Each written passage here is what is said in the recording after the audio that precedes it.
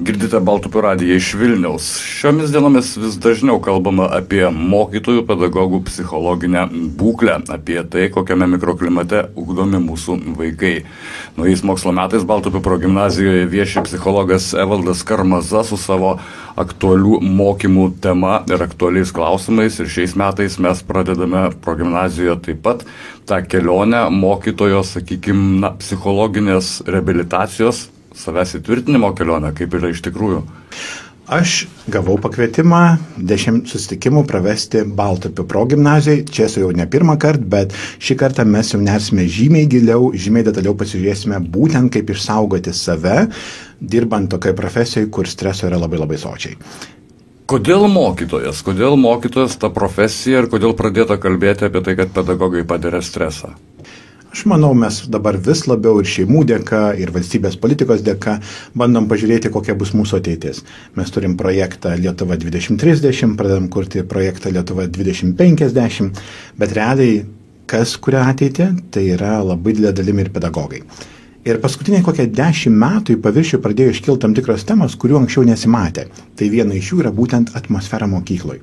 Labai daug pradėjom kalbėti apie patyčias, pradėjom kalbėti apie laimingumo jausmą, bet kalbėdami vien tik apie vaikus, mes pametam dar vieną dalį. Tai yra, kad bendruomenę mokyklos sudaro ne tik vaikai ir mokytojai. Grubiai tariant, nelaimingas mokytojas laimingų vaikų nepadarys. Iš tikrųjų, ir tas pats perdavimas, kokią kitą atmosferą perduoda mokytojas, pedagogas ugdytiniam ir koks tas pavyzdys atrodo. Evaldai, kaip atrodo dabar ta situacija mūsų mokyklose Lietuvoje, tenka pačiam turbūt daug matyti, praktiškai pažinti, ar tas mūsų mokytojų streso lygis, kokio dydžio jisai yra? Jį gali pamatyti dažniausiai tik tai asmeninių pokalbių metu. Net jeigu aš anketuoju, dalis mokytojų sakė, nebūtinai užpildė taip, kaip iš tikrųjų yra. Tarkime, viena iš anketų, didesnių anketų buvo paleista lygiai prieš metus rudenį, kai pedagogai turėjo užpildyti tas vadinamasias psichosocialinių rizikos veiksnių sąlygas, kaip jie jaučiasi, kaip jie bendrauja, kokie krūviai yra. Bet paskui netiesiogiai dalis paminėjo, kad mes nežinom, ar tikrai tai atspindės. Taigi, tik dabar mes pradam profesionaliau žiūrėti ir plačiau tyrinėti, kaip bendrai atrodo visa pedagogų bendruomenė Lietuvoje. Iki tol tai buvo daugiau pavienių, garsiai sakančių mokytojų, kad yra problemų. Dauguma kol kas tyloj, tik asmeninių pažinčių dėka ar šeimų atskleisdavo, kad šitas darbas labai yra sunkus. Arba žinot, kaip sako, tokie vadinamai patarimai jaunai kartai: ateisit, nusiteikit, kad tai bus sunku. Kaip sunku, jūs turit prieš tai paragauti, kad tą suprastumėt. Na ir aš paskui pradėjau pastebėti, kad yra kai kurie tyrimai, kurie pradingdavo nepastebėti. Pavyzdžiui, vienas iš jų čia Vilniaus universiteto, kai pradėjo mokytojų tyrinėti apskritai būseną mokykloje. Čia kaip Laima Bulotaitė su kolegiam tyrinėjo ir bandė nustatyti, kokia čia yra profesija, kas čia yra sunkaus. Na ir tada pamatė, kad nėra vieno atsakymo, yra tokia visa gausa daug smulkių detalių susikaupusi vieną vietą. Prieš 5 metus vieną iš tyrimų padarė Kauno technologijos universitetas. Ir Gediminas ir Daiva ištyrėjo, jie jau savo mokslinį darbą, kaip aš matau, jau pristatė su tokiam reikiančiam frazėm, kad turim kažką daryti, nes mes neteksime visos profesinės bendruomenės ir kaina bus labai didelė. Kągi jie pamatė? Jie pamatė, kad, tarkime, apie trečdalį pedagogų jie rado būdą, kaip būti tokiom sąlygom, kokios yra dabar Lietuvos mokyklose arba ugdymo įstaigose.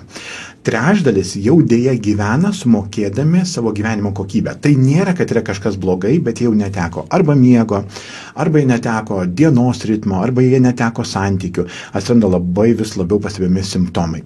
Na ir dėja atsiranda augantis trečdalis, kur jau mokytojai yra arti klinikinės būsenos. Taip, aš gal nesakysiu depresija, taip, aš nesakysiu nerimo sutrikimai, bet jeigu mes pradėtume diagnozuoti, gali būti, mes pamatysime, kad ne vienas iš jų jau turi gauti ir profesionalią psichinės sveikatos specialistų pagalbą. O ką tai reiškia? Tai reiškia, kad jeigu tu į mokyklą atneši naują idėją, klausimas, tą idėją į ką atsimuš, ar išgirs tą idėją mokytojai, kurie yra, sakykim taip, stabilus ir ramus, ar tie, kurie jau atidavė visas jėgas ir toliau kitus metus tiesiog tempia. Ir tas mane pirmiausia, kas pradėjo liūdinti, kad mokyklos atsinaujina, mokyklos dalyvauja projektuose, bet laimingumo jausmo nėra. Kur jis dingo? Atsakymas yra tai, kad mes greičiausiai nepastebėjom dalies savo kolegų, kurie nuėjo į tą vadinamą skausmo pasaulį. O dabar jau tą kainą matom. kai pas mus pasireiškia per įvairiausias pykčio dozes, per anoniminius skundus, per konfliktus dėl smulkių detalių. Toks jausmas, žinokit, kad iš mokyklos kartais dingo tas vadinamasis suaugusiojo protingumas. Norėjau kaip tik paklausti, kur ta plika akimi matomos galbūt tos pasiekmes esamos situacijos psichologinės mokytojų diskomforto. Iš kitos visuomenės pusės, sakykime, ne iš psichologų, kurie gali identifikuoti problemas, bet galbūt iš tėvų, iš aplinkinių galbūt, kur matosi tos pasiekmes jau patiriamo streso. Jo, ir jos nuo tokių mažų detalių atrodo kaip ir viskas gerai, bet paskui galvoju, palauk, kas ne taip. Tarkime, norim daryti kažkokią tą išvyką su keliom klasėm ir paskui tu žiūri, kad ta idėja jinai lyg ir paskendo. Kažkaip tai tokią gerą idėją paskandino. Paskui tu taip jauti, kad, pavyzdžiui, jeigu turime spręsti kažkokį tai klausimą dėl budėjimo, mes susipykstam dėl mažiausios smulkmenos. Atsiranda toks didžiulis nepasitikėjimas, dirglumas dėl smulkmenų. Tai yra toksai apkalbos už nugaros. Yra toks elgesys, kurį taip kai kurie priskirtų, kad yra nebrandu, o aš jį vadinu, tai yra emocinė pasiekmė. Tas manęs, tai yra žmonės, kurie žino savo darbą. Aš nemanau, kad mokytojas atėjo į mokyklą nenorėti dirbti, bet jisai pradeda augintis tokią vadinamąją krokodilo odą. Vis daugiau pradeda pasivėti mokytojų, kurie ateina išbūti. Patys dėl savęs to negerbė, bet taip yra, tiesiog ištempia laiką. Taip ir gaunasi, kad dabar rugsėjo 1, jinai turėtų būti šventė, bet žinokite, aš jums pateiksiu vieno Šiaulių pedagogo pavyzdį. Sako, žiūrėkite, ką pavirto mano kasdienybė per paskutinius 20 metų. Aš rugsėjo 1 dieną pradedu skaičiuoti vieną tokį dalyką, kiek liko savaičių iki vėlinių. Nebuvo niekada. Kodėl? Dėl kad sako, tai yra toks momentas, tu paneri 8 savaitėm ir išneri prie vėlinių, tu turi kažkokią atokvėpį. O tada skaičiuoji, kiek liko atostogų, pavyzdžiui, savaičių iki Kalėdų. O tada kiek liko iki tenai Velykų, o tada jau būna toksai sutarimas, tu manęs neerzini, aš tavęs neerzinu.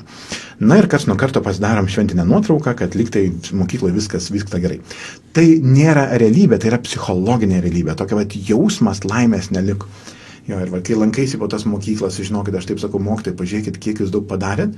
Ir jie man tada sako, žinot, tik tai žmonės iš šalies atėję pasako, kad viskas pas mus gerai, bet kai tu esi toj kasdieniai virtuviai, toks jausmas, kad tu esi kažkokioj mikropekloj arba net makropekloj.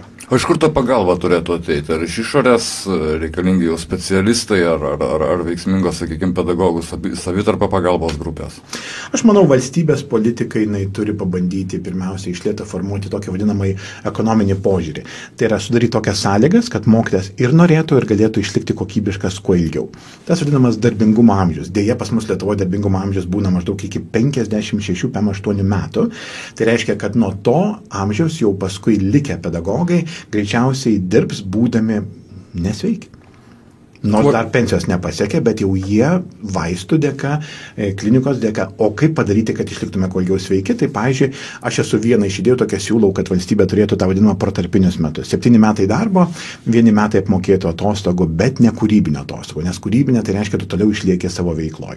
Tokie vadinamieji atstatiniai pasitraukimai. Šiaip kalbant bendrai apie tai, kaip mes turėtume spręsti tą situaciją, tai yra didžiausia atsakomybė vis tiek išlieka mokytojas. Jis yra suaugęs, jisai žino, kuris ateina, bet jisai turi gauti pakankamą paruošimą, kaip išmokti išbūti streso sąlygom, kaip išmokti dirbti komandoje, kaip išmokti išbūti konfliktinėse situacijose arba kaip išmokti, sakykime, dirbti su naujom metodikom. Tai tas yra, aš pats už save atsakau. Bet yra antra sfera. Tai yra ta vadinamoji paramos sistema pačioj mokyklai. Dar aš nežiūriu į psichologus, aš nežiūriu į psichiatrus, aš nežiūriu į psichikos sveikatos centrus, aš žiūriu, kad viena iš geriausių pagalbų tai yra ta vadinama tokia mano artimo kolegos, kad ir labai simbolinė parama. Deja, vienišumas mokykloje yra labai augantis, kad kartais aš daugiau atvirai pasakau, kaip gyvenu mokykloje savo vyrui ir savo žmonai negu kolegai, o turėtų jau kolegai pasakyti.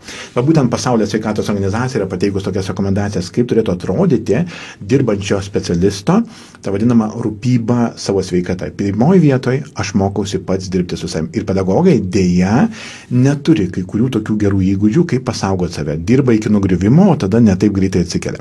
Antra, tai yra tokia vadinamoji neformali parama vienas su kitu. Tokie gebėjimai vienas kitam išreikšti paramą. Ir aš matau jau idėjas. Ir viena iš idėjų, aš matau, net yra vienas iš jūsų kolegų, dirbantis pedagogė, dalyvauja, aš dar turiu pasidomėti, kas čia yra, aš jau pareklamuosiu, aš kol kas nežinau, turėsiu patirinėti, jūs patirinėkit, tos pedagogų paramos grupės, panašiai kaip vyrų gentis. Va, štai jums ir idėja. Ir trečia, tada jau vadinamas tas psichologinis raštingumas, kad aš galiu drąsiai kreiptis pas specialistą, kuris jau formaliai kaip specialistas neutraliai galėtų man teikti pagalbą. Tuo turėtų pasirūpinti, sakykime, ir organizacija, ir mokykla, aprūpinti tokiais specialistais, galų gale kontaktais, suteikti įvairiausių turbūt būdų, ar įdarbinant specialistą mokykloje, ar pasikviečiant iš išorės. Tai yra papildomos, tai yra ne pagrindinės, tai yra papildomos priemonės, bet jos geros priemonės. Ir tarkime, čia aš siūlau, kad jau ne pati administracija spręstų, bet tarkime, mokytam duotų pasirinkti, kas tai būtų. Tai gali būti labai paprasti variantai, pavyzdžiui, kad ir kažkokia tai vieta, kur galima darbo metu pabūti be darbo. Tokia relaksacijos kabinetai arba tokia pastraukimo zonos, kartais mokytojai patys įkuria tas vadinamas kamurkės. Yra, pavyzdžiui, dar tokios sferos, kaip, sakykime, aš karts nuo karto klausiu, ar galėtume atleisti mokytojams, tarkime, prieš darbą ir po darbo nueiti dušą, nes kiekviena mokykla turi dušą. Tai yra paprasta, žinokit, o kodėl nesinaudojam. Arba galiausiai, sakykime, tokias pailgintos pietų pertraukos, kokios jos bebūtų. Ir paskui jau atsirastų papildomi dalykai, pavyzdžiui, mokytojai labai, kai aš pateikiu idėjas, labai balsuoju už šitą idėją, kad būtų, pavyzdžiui, ateinantis masažuotojas į mokyklą. Bent jau masažinis fotelis. Tarkim, duosiu vieną pavyzdį, vienai vietoje, sakykime, mokytojai patys įsirengia tai vadinamąjį kabinetą lesyklą. Tai yra akvariumas, labai rami tokia aplinka, panašiai kaip jūsų studija, ir minkštos kėdės. Ir sako, mes ateinam 5-7 minutės pabūnam ir jau kai pradedi snudinėti, kai jau galva linksta, sako viskas, jau taip trumpai įkritai į snūdą ir grįžti, ir be kaltės jausmo. Tarkime, viena iš idėjų gali būti apmokamos psichologo konsultacijų valandos. Tai, ką mes siūlom dabar jau medikams, aš manau, mes galim tą pasiūlyti ir pedagogams. Ir tų idėjų gali būti daugiau, bet gal pirmiausia, mes apskritai turim pripažinti, kad mokytojų bendruomenė papuolė ar per stipriai priartėjo prie tos vadinamosios jau rizikos zonos, kai jau jie moka savo sveikatą, dirbdami savo kasdienį darbą. Priedo, kad mokytojo profesija penketuką labiausiai stresinių profesijų įeina. Norėčiau paklausti, kuo rizikuoja visuomenė nesirūpindama pedagogų psichinę sveikatą? Tėvai galėtų, bet jie vis tiek neperims visiškai to vadinamojo mokytojo vaidmens. Tai yra, iš esmės, kai mes neteksime mokytojų, galinčių stabiliai teikti paslaugas, vaikai tada greičiausiai pabėgs internetą. O internete nebus to paties kokybiško mokymo. Nes aš kai stebiu, pavyzdžiui, tarkime, pasaulio universitetų praktiką, kai, sakykime, studentams duoda sąlygas įrašus stebėti arba nuotolį dalyvauti, ne, tai nėra tas pats. Vis dėlto geriausias ir efektyviausias mokymasis yra šalia specialisto. Ir kai tų specialistų pradeda trūkti, tada juos pirmiausia perima korepetitoriai. Bet korepetitoriai tai nėra tas pats. Jie yra tokie, tą valandą padirbėjo tam tikrą temą. Mokytojas yra daugiau palydėtojas, jis atlieka labai daug funkcijų. Ir kai šito nebelieka, mes pradedam turėti vis labiau silpstančią jaunąją kartą. Jie tokie būna daugiau, aš tai pasakysiu, su sulėtėjusia branda.